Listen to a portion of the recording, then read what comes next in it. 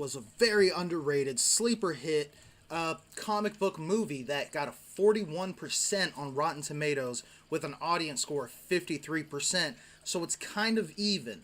A lot of people kind of have the same views on this, but the views I see are very much they're misunderstanding what the movie is. Now, this is a comic book movie that has a very generic plot, and it kind of just got buried beneath a bunch of different movies that are coming out at the time, especially being Vertigo comics. So this is still DC Comics, but it's a subgenre of DC Comics, Vertigo, which had, of course, John Constantine. It had one of my favorites in the world, Swamp Thing. So this was a very much an underrated, very ignored comic book movie. But it had a star-studded cast with Zoe Saldana, Jeffrey Dean Morgan, Chris Evans, Idris Elba, and who I actually really like. I haven't seen him do a lot of stuff, but I actually really like him, Columbus Short. He did a lot of smaller roles. He wasn't very popular and didn't do a lot of main character, main roles. He was more supporting character. But he plays the character Pooch, and he's hilarious. Funny guy, which is very funny to me, considering Pooch in the comics was actually just a dog. So they turned him into an actual character, an actual person, had this guy play him, and he did an excellent job. On top of that, you also had a guy, I can't really pronounce his last name, Oscar Yaneda. He was in the movie. That's the best I can say. He was Cougar. He was their sniper expert. He very badass kind of character, but you never really see him do much. He is just what his expertise is. He's just a sniper. So there's a lot of just him in the background taking shots. But Chris Evans is in here. Now, this is before, I believe, before Fantastic Four. Now, I'm not too sure on that. It might have been after Fantastic Four. But he does a great job. And he's still that same kind of goofy, silly, funny guy. But this is definitely before Captain America, when he took a more serious role in the comic books universe. So he's still that comedic character, but he does that so well. I think that's the one thing that I miss about Captain America, or his character, or the actor himself playing this character, is the comedic element that he can bring to a role. He's not very comedic in these Captain America movies, but he definitely here worth every bit of your attention. He's so funny. Jeffrey Dean Morgan, of course, not very great. Doesn't do a lot in the movie. He's very dull, but charisma out the ass. Jeffrey Dean Morgan is such a charismatic character, and he brings that to every role he's played. I mean, even just comedian, great. Negan, hilarious and just awesome. I think he's hilarious, but I like Negan from the comics, so that's, Zoe Saldana is in this movie as well. She plays Aisha. Again, another future comic book character, or another actress that plays a comic book character. She does such a great job as well. Ass-kicking kind of character, just like in Guardians of the Galaxy with Gamora. Ass-kicking female, does a great job at that. She's excellent. Idris Elba's in this movie as well. He plays Roke, who is the traitor of the group. He does okay. I think he's a perfect foil for Jeffrey Dean Morgan, who is kind of dull. He's the same kind of way, but together with these two characters, even separately, they're kind of dull, but together they put on a great performance. They have such great chemistry together, and I loved seeing them perform together side by side as Clay and Roke. Perfect matchup. But let's get to the negatives. The plot is almost... it doesn't exist. I mean, I'm not going to say almost. It really just does not exist. There is no plot. Pretty much, there's a guy named Max. He's really smart. He's just super asshole kind of guy.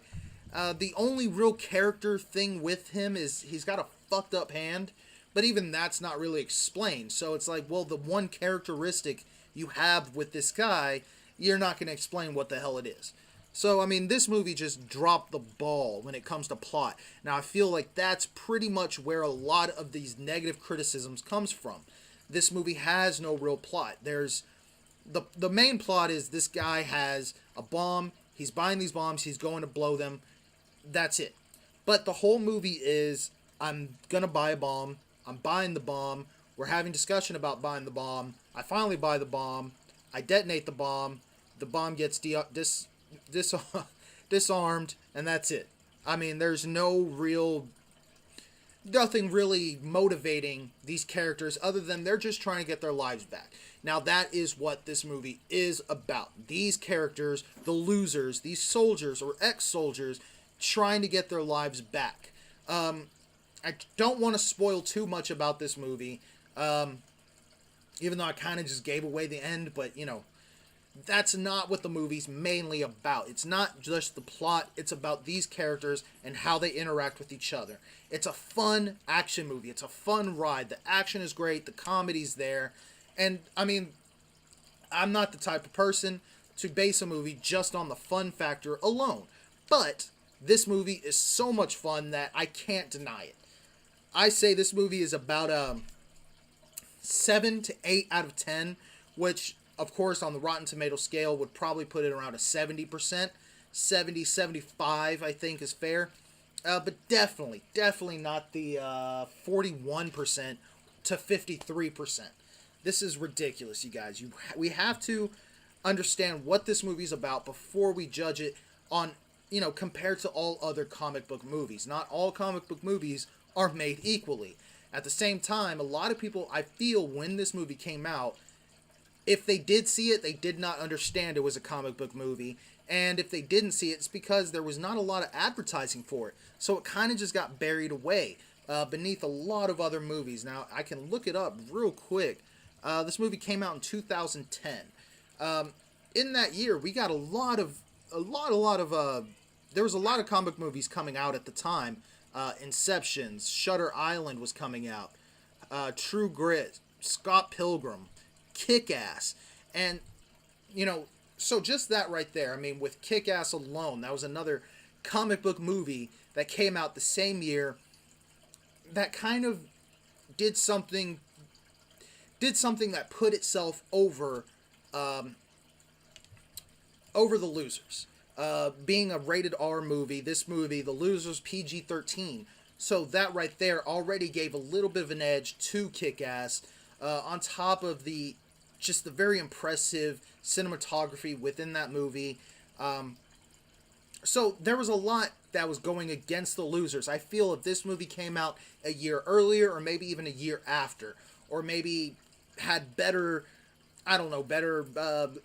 advertising for it, better trailer, something, this movie would have done so much better, because it deserves so much better of a rating, of better reviews, it needs a second coming. I hope this movie, or this review, will get you to go back, rewatch this movie, give it another try, because it definitely deserves it, you guys. I say again, 75%, 7 out of 10. That's my review. Now, again, my hopes is that people won't just ignore movies like this. This is one movie I was looking forward to doing, but I didn't know how to do it. I still don't know exactly. I just kind of went freeform the way I did with Blade 2. Because this is another one of those movies where I'm kind of shocked that it got the review that it did. I'm more shocked for Blade 2, considering I felt that was a huge hit. This is a movie that I feel could have had a sequel but never did. This is a movie that could have been up there with like the Hellboys and stuff like that. And it just didn't get that. And I'm not saying it's on equal ground or it's the same kind of feel you get with Hellboy, you get with Losers. No, I'm just saying it's a lesser known comic book character that deserves to be praised for its film adaptation. Again, really fun movie, you guys. Go check it out. I can't stress that enough. You could pick it up at a local video store. It's such a great buy, and I would suggest buying it on Blu-ray. But that's all I could say, guys. just check it out if you haven't seen it. Please leave a comment. Let me know what you think. If you've seen the movie, let me know what you think about it. Maybe I'm wrong. Maybe I'm seeing something, or I'm not seeing something that you are, or I'm seeing something that you're not. Let me know what you think. Also, let me know if there's another comic book movie you really love that people don't realize is a comic book movie and deserves more praise than it's getting. Anyways, that's my time, you guys, and I will see you next time.